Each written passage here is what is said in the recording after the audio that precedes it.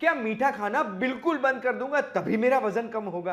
बिल्कुल भी नहीं। मिठाई खाते खाते वजन कम करना है। अगर ज्यादा भूखा रहूंगा तभी मेरा वजन इजीली कम होगा ना? बिल्कुल भी नहीं। ज्यादा भूखा रहने से चांसेस ये हैं कि जितने अगर कम होगा तो स्पीड में फिर बढ़ेगा भी।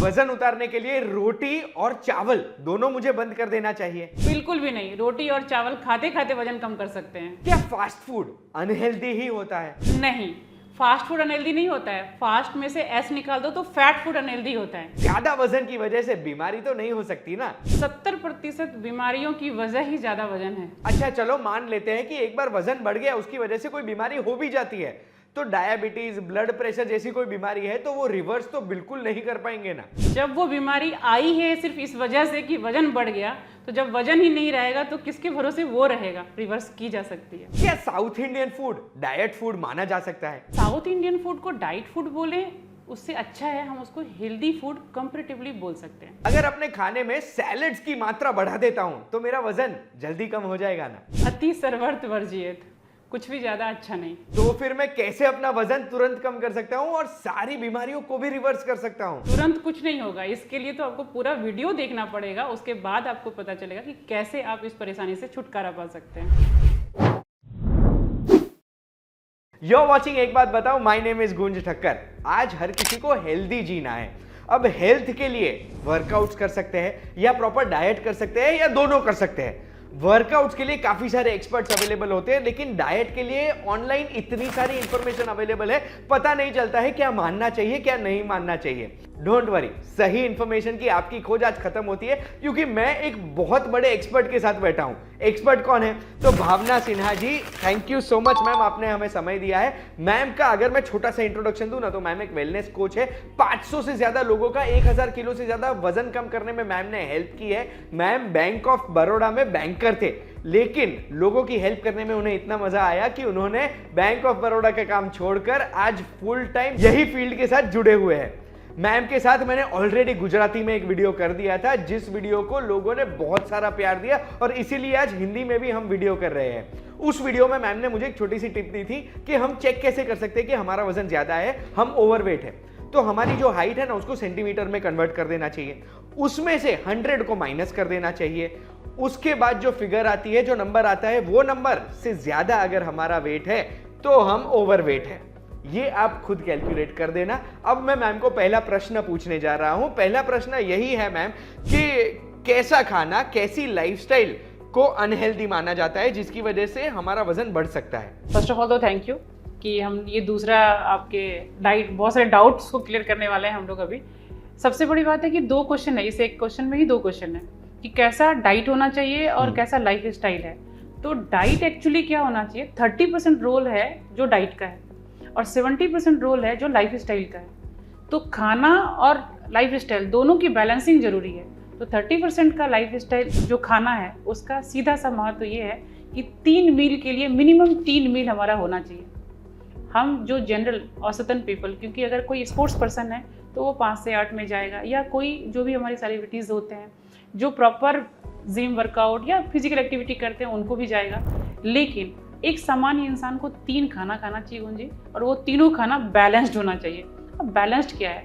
जो ग्लोबल न्यूट्रिशन फिलॉसफी बोलती है कि बैलेंस खाना क्या है, तो 40% प्रोटीन का इंटेक होना चाहिए, 40% कार्बोहाइड्रेट और 30% फैट है। अब यह हम किसी भी चीज़ को कम नहीं कर सकते, और वो हमारे खाने के रिसोर्सेज क्या क्या हैं उस पर निर्भर करता है। और सबसे अच्छा खाना वो होना चाहिए कि आप जिसमें प्रकृति से जो हमें मिला है वो आप खाएं। और प्रकृति से जो खाना मिला है, नेचुरल फूड वो है जो हमें देना है, अपनी बॉडी को देना है। प्रॉपर लाइफ स्टाइल की अगर बात करूं, सिर्फ खाना महत्व का नहीं है, क्योंकि बॉडी है पानी से बना हुआ, तो वाटर इनटेक आपको प्रॉपर रखना बहुत ज़रूरी है। लाइफ स्टाइल जो है, हमारी बॉडी एक्टिविटी के लिए बनी है। मशीन, गाड़ी जैसे कार है ना, रखी रहेगी तो जल्दी चांसेस है खराब होने के, तो अगर हमने इसको बिठा दिया तो खराब होगा। तो लाइफ स्टाइल का मतलब है हमें एक्टिव होना चाहिए। तो आपकी एक्टिविटी, फिजिकल एक्टिविटी जो मिनिमम, मुझे ऐसा लगता है कि पैदल तो चल ही सकते हैं, मिनिमम पैदल चलिए, बाकी बेस्ड ऑन आपके गाइडेंस कि आप कितना वर्कआउट कर सकते हैं, लेकिन एक्टिविटी जरूरी है। दूसरा, early sleep, early to bed early to rise, शुरू से सुनते आ रहे हैं और आज ये कहानियों किताबों में रह गया, लेकिन यही सही महत्व रखता है हमारे आइडियल लाइफ स्टाइल के लिए। अननेसेसरली स्क्रॉलिंग कर रहे हैं, अननेसेसरली दूसरों के झगड़े देख रहे हैं हम, तो वो सारी चीज़ों से हमारे माइंड को क्या मिल रहा है? खाना जो है 30% फूड वो सिर्फ पेट के लिए जरूरी नहीं है। 70% लाइफ स्टाइल सही करने के लिए मेंटल फूड बहुत जरूरी है, इमोशनल फूड जरूरी है। जो चीज़ें हम देख रहे हैं, जिस सराउंडिंग्स में है, जहाँ उठना बैठना है, जिस कम्युनिटी में रहते हैं, उनकी बातें कैसी है। अरे अब क्या करोगे वजन कम करके, अरे अब क्या करोगे, तो अब तो 2 बच्चे की माँ हो गई हो, जैसे मैं सुनती थी, सीनियर मैनेजर हो, इतना तो मोटापा रहेगा ही। ये सराउंडिंग्स बदलना जरूरी है लाइफ स्टाइल के लिए। उन सारे लोगों के साथ रहना बहुत ज़रूरी है जो एक्टिव लाइफ स्टाइल चाहते हैं। क्योंकि आपकी अगर चाहत है हेल्दी होना ना, तो पहले सर्च इंजन चालू कर दीजिए कि हेल्दी है कौन, फिर उनको देखिए, उनकी संगत को अपनाइए। हेल्दी लाइफ स्टाइल के लिए सबसे इम्पॉर्टेंट है आपका हेल्दी सराउंडिंग्स होना। जो दवाइयाँ खाते हैं या जो लेट नाइट जगते हैं, लेट नाइट उठते हैं, उनके बीच आप हेल्दी नहीं हो सकते। जो जंक फूड खाते हैं, जो कभी सलाद नहीं खाया, उनके बीच रह करके आप हेल्दी डाइट में नहीं जा सकते हैं, छोड़ देंगे वो। अपनी रंग बदलने के लिए उन रंगों को छोड़ना है जिस रंग में रंगना नहीं है। तो हेल्दी लाइफ स्टाइल का 70% रोल प्ले करता है कि अपनी संगत सुधारें और अपने रंगत को बदल डालें। खाना तो खुद ब खुद बदल जाएगा। वाह, बात तो बिल्कुल सही की आपने। तो अब मुझे ईटिंग हैबिट्स के बारे में जानना है। ऐसी कोई खाने की आदतें हैं हमें जिसकी वजह से मोटापा ज्यादा हो रहा है? यस, बिल्कुल। खाने की आदतों की वजह से ही मोटापा ज़्यादा हो रहा है, और ये जो खाने की आदतें हैं यही है लाइफ स्टाइल।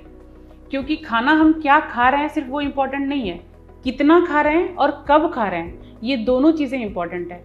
जो सबसे ज़्यादा आज के टाइम पर देखने के लिए मिल रहा है कि एक हेल्दी डाइट की तरफ सब जा रहे हैं, जिसमें सबसे ज़्यादा ड्राई फ्रूट्स की मंचिंग स्टार्ट हो रही है। स्नैक्स के रूप में ड्राई फ्रूट्स खा रहे हैं।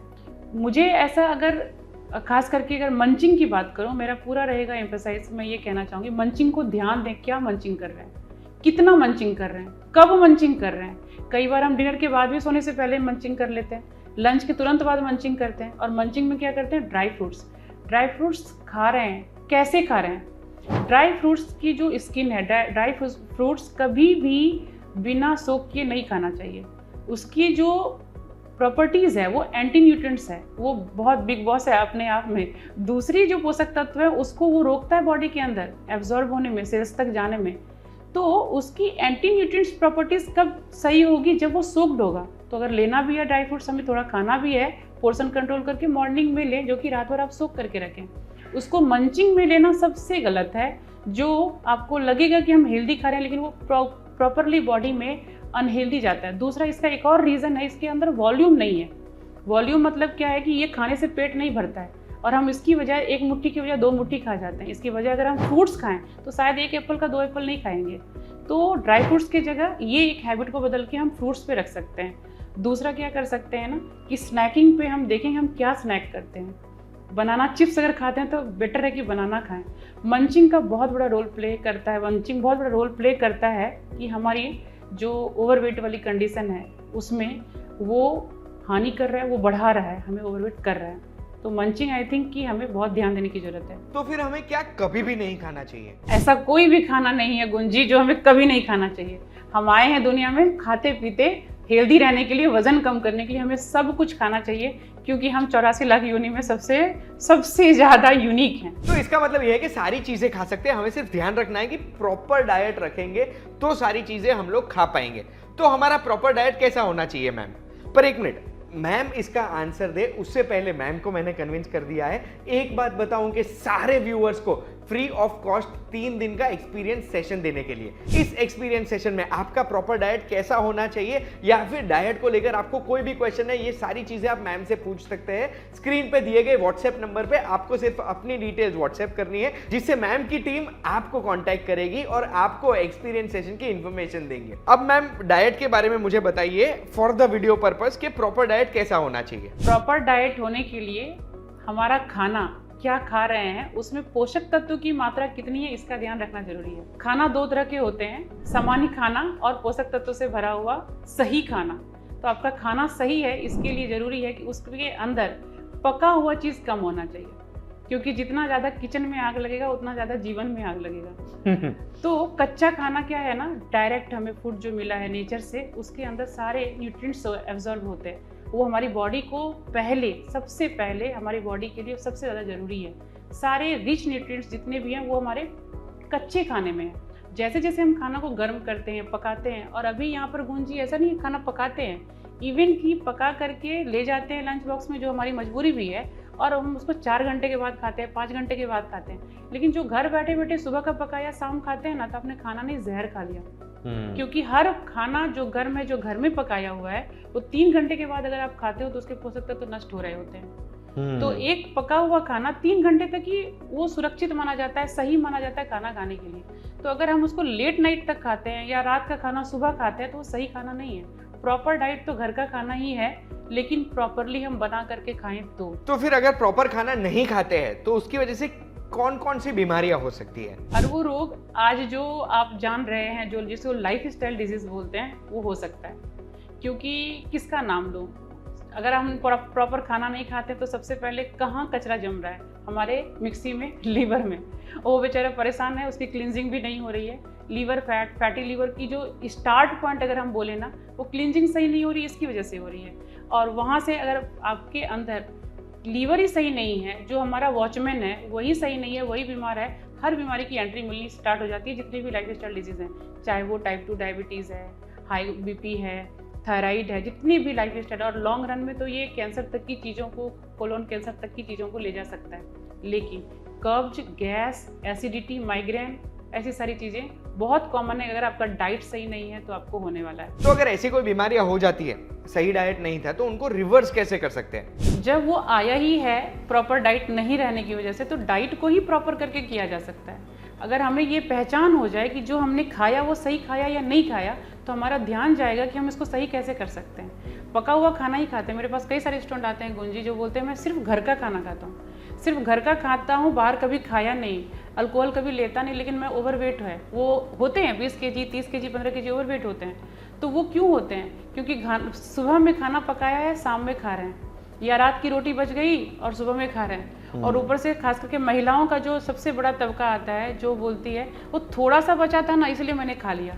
तो वो डस्टबिन किधर बना के रखा है? इधर बना के रखा है। बाहर उसके किचन का डस्टबिन है ही नहीं। हाँ। तो वो डस्टबिन अगर इधर है तो डस्टबिन को क्लीन करना पड़ेगा, तो बीमारियां तो जाएंगी। बोलते हैं ना, जिसके सहारे वो आया था उसका सहारा छीनना जरूरी है। हर लाइफ स्टाइल डिजीज, क्योंकि ये मेरा अपना पर्सनल अनुभव है।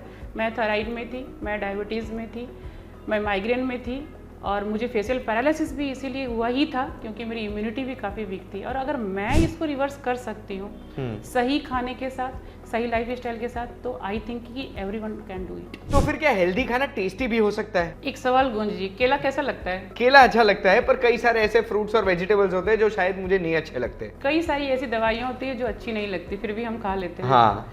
तो खाना हमेशा टेस्टी होगा तभी हेल्दी होगा, ये वाला मिथ से हट जाते हैं। हेल्दी है इसीलिए वो टेस्टी है, इसीलिए उसके टेस्ट पर ध्यान देना भी नहीं है। सबसे बड़ी बात है कि हमारे अंदर मिथ है कि टेस्टी जो होता है वो अनहेल्दी खाना ही होता है। उसके लिए, टेस्ट के लिए हम बाहर जाते हैं, हेल्थ के लिए हमें पहले आएंगे। तो हमारी दुनिया जब अच्छी होगी, हम जब अच्छे होंगे, तो हमारा हर खाना टेस्टी होगा। वाह। अब फास्ट फूड का मुझे आपको पूछना है। आपने थोड़ी देर पहले बताया था फास्ट फूड खा सकते हैं, फैट फूड नहीं खा सकते, तो कैसा फास्ट फूड हम खा सकते हैं? एक्चुअली तो हमें फास्ट फूड ही खाना चाहिए गुंजी, क्योंकि जनरली ये एक गिमिक है, ऐसा समझ सकते हैं। जिसको आज दुनिया फास्ट फूड समझ रही है, एक्चुअली वो फैट फूड है। फास्ट फूड का मतलब आप बताओ क्या? जो हमने खाया उससे तुरंत हमारी बॉडी को, हमारे सेल्स को उसके न्यूट्रिएंट्स एब्जॉर्ब हो जाना। जो खाया वो खाना बॉडी में लग जाना। तो क्या मैदा लग जाता है? क्या हमें जो भी एंटी न्यूट्रिएंट्स, जो भी तेल है वो लग जाता है? नहीं। बल्कि फास्ट फूड क्या है? सारे नेचुरल खाने, चाहे कोई भी फ्रूट्स आप ले लीजिए, कोई भी सैलेड्स आप ले लीजिए, जितने भी फ्रूट्स और सैलेड्स हैं जो कच्चे हैं वही फास्ट फूड हैं। क्योंकि वो हम उसको जब खाते हैं तो वो तुरंत हमारी बॉडी को एनर्जी भी देते हैं, हमारा ब्लड शुगर लेवल कंट्रोल करते हैं, मैनेज करते हैं, तुरंत हाइड्रेटेड करते हैं। तो that is actually fast food, जो नेचुरल है, जो सलाद है और जो फल है। और बाकी ये मार्केट के जितने फास्ट फूड के नाम से जाने जाते हैं ना, वो सारे फैट फूड है, उसको अवॉइड करना ही पड़ेगा। अब मैं थोड़ी स्पेसिफिक चीजें आपको पूछना चाहता हूँ। रोटी और चावल, ये दोनों चीज लोग मानते हैं कि मैं बंद कर दूंगा तो ऑटोमेटिकली मेरा वजन कम होना शुरू हो जाएगा, पर आपने थोड़ी देर पहले कहा कि बंद करने की जरूरत नहीं है। ऐसा क्यों कहा आपने? ऐसा इसलिए कहा कि रोटी और चावल जो है वो हमारे कार्बोहाइड्रेट का मेन सोर्स है, और एक आम इंसान के लिए, हमारे इंडिया के लिए, वो हमारा मेन सोर्स ऑफ फूड है। जो कार्बोहाइड्रेट हमें चाहिए ग्लोबल न्यूट्रिशन फिलॉसफी के तहत 40% कार्ब्स चाहिए, तो कार्ब्स का सबसे कॉमन सोर्स माना जाता है रोटी और चावल। अगर आप अब इसको ही छोड़ दोगे तो आपका मेन सोर्स ये इट इज़ जस्ट लाइक कि घर का दाल चावल छोड़ दिया और हम विटामिन की गोलियां खा रहे हैं, ऐसा बॉडी को ठीक रखने के लिए बाहर की चीज़ें खा रहे हैं। तो रोटी और चावल को छोड़ने की ज़रूरत नहीं है, पोर्शन कंट्रोल करने की ज़रूरत है। एक कॉमन सा ट्रेंड भी देखते हैं, हम सब लोग यहाँ पर जानते हैं, दोनों को मिक्स करके खाते हैं। कार्बोहाइड्रेट को कंट्रोल करके खाना है। अगर आप किसी जगह पर जा रहे हो जो आपका मेन कोर्स ज़्यादा हैवी होने वाला है, तो अगर आप मिठाई भी खा रहे हो, रायता भी खा रहे हो या खीर भी खा रहे हो, सारी चीज़ें जहाँ पर कार्ब्स ज़्यादा है, उस दिन आप थोड़ा पोर्शन इसका कम करो। एकदम से खाना बिल्कुल गलत है, क्योंकि जो हम ग्लूटेन फ्री लाइफ जो आज जी रहे हैं ना, वो विज़न के लिए खतरनाक है। हमें गेहूं के अंदर की जो प्रॉपर्टी है, जो न्यूट्रिएंट्स है, वो हमारे विज़न के लिए बहुत ज़रूरी है। और जो चावल की ये चावल की प्रॉपर्टीज़ है, वो हमारे डाइजेशन के लिए बहुत ज़रूरी है, क्योंकि वो हमारे बॉडी हीट को कम करता है। तो ये बहुत ज़रूरी है कि हम चावल और रोटी खाएं, क्योंकि वो हमारी ज्योग्राफी के हिसाब से हमारी फूड के लिए, हमारी बॉडी के लिए बहुत ज़रूरी है।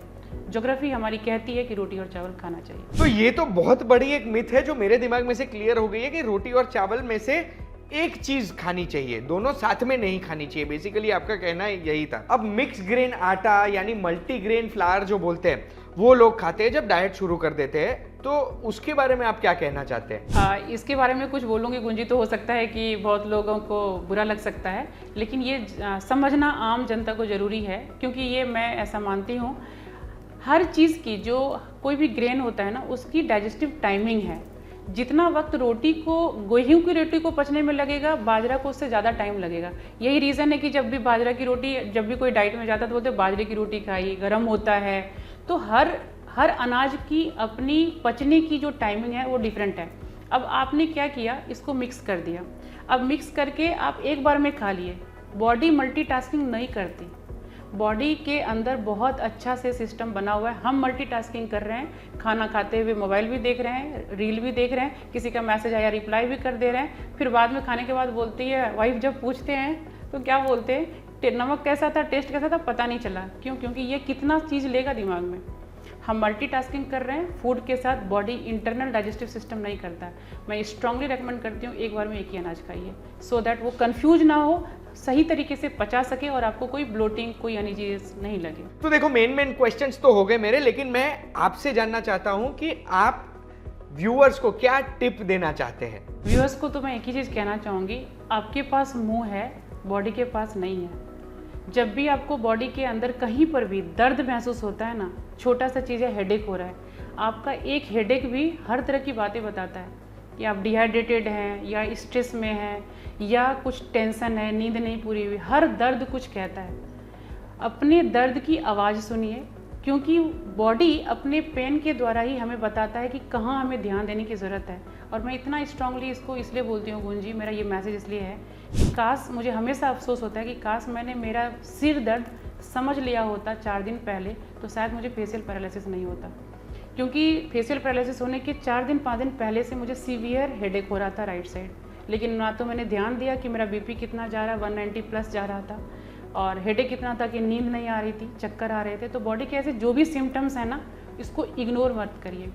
हर दर्द कुछ कहता है, उस दर्द की आवाज़ सुनिए और आपकी बॉडी को आप ही समझ सकते हैं, कोई और नहीं। वाह, मतलब आपने तो बहुत गहरी चीज़ें आज हमें बता दी है।